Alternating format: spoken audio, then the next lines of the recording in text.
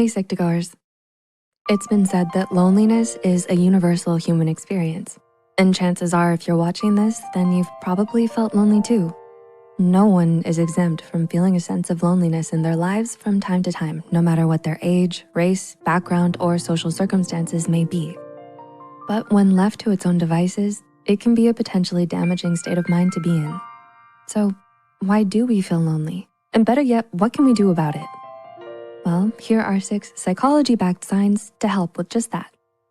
Number 1, you have a good friend or 2. Most people tend to feel lonely when they don't have as many friends as they like, or they have too many acquaintances they don't feel particularly close to. So if you have at least one close friend in your life you genuinely feel like you can trust and who cares for you, then you're already doing so much better than you probably think you are. In fact, one of the most famous psychological studies, the 40-year Harvard study on happiness, has found that it's not the quality of our social relationships that determines our happiness, but rather their quality. Number 2, you have people you can get help from. Many people want to be popular and well-liked, never without a friend by their side or flaunting 1 million followers on social media. But we all know that deep down inside, none of that matters if the people you surround yourself with don't truly care about you as a person.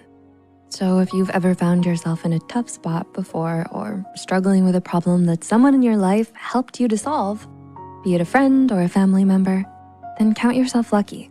You're not as alone as you think you are. Number 3, you have people who can give you advice.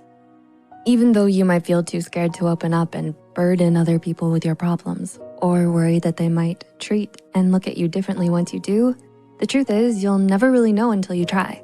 Who knows, you might already have plenty of people in your life who'd be more than happy to listen to what's troubling you and even offer some advice, like your parents, your best friend, your teacher, your guidance counselor, and so on. Number 4, you can talk about your hobbies and interests. Okay, so maybe talking about all the touchy-feely stuff is a bit uncomfortable for you. That's okay. A lot of people feel the same way. But talking to someone about your hobbies and interests can be just as fulfilling and therapeutic too, especially with those who share the same passion as you. Finding someone you can talk to about all the things that make you happy, whether it's a favorite film, book, or pastime, is already enough to make us feel a stronger sense of belonging and emotional connection with others. Number 5, you have people you regularly check in with.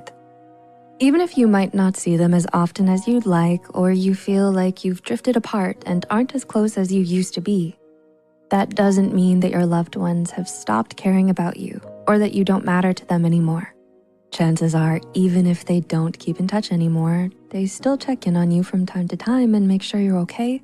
Sunday brunch at your parents' house, grabbing coffee with an old friend, a quick phone call from your sibling. All of these things tell you you're not as alone as you might feel sometimes, because at the end of the day, your loved ones will always be there. And number 6, you're careful about who you let in. Being careful about who you let into your life and your inner circle can reap a lot of rewards, but it can also make us feel more alone than we really are.